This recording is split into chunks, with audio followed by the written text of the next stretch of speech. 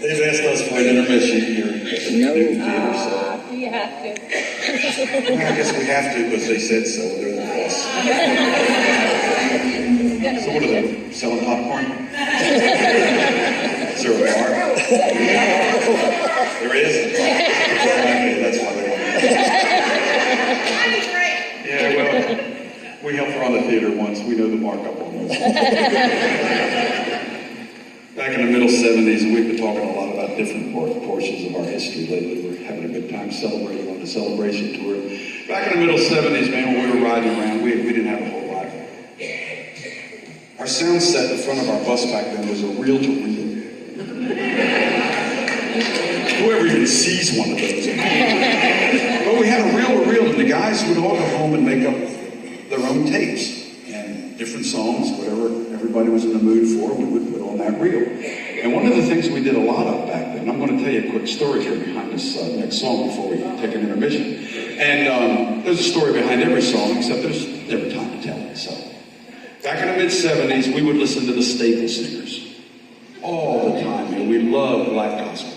And the Staples and Mother Mavis was one of the best. Yeah. And they had a bunch of great big hits back then. You know, Respect Yourself, all kind of great songs. In fact, just last Saturday, we were playing a show at a college in Arkansas. And that day on the TV, they're running a special right now on HBO on the life of Mavis Staples. It's very, very cool. You got to check it out if you get to see it. Mavis could really sing. And we used to vow back in those days of listening to the Staple Singers all the time that we're going to someday record a Staple Singer song. It took us 10 years to almost 1988 before we did it. But this Staple Singer song became a #1 country hit for the Oak Boys. Touch a hand. Make it frank.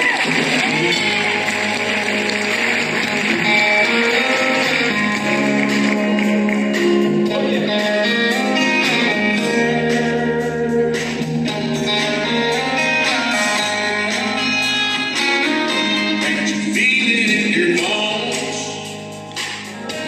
A change is coming on. Everyone alive, we can see the light.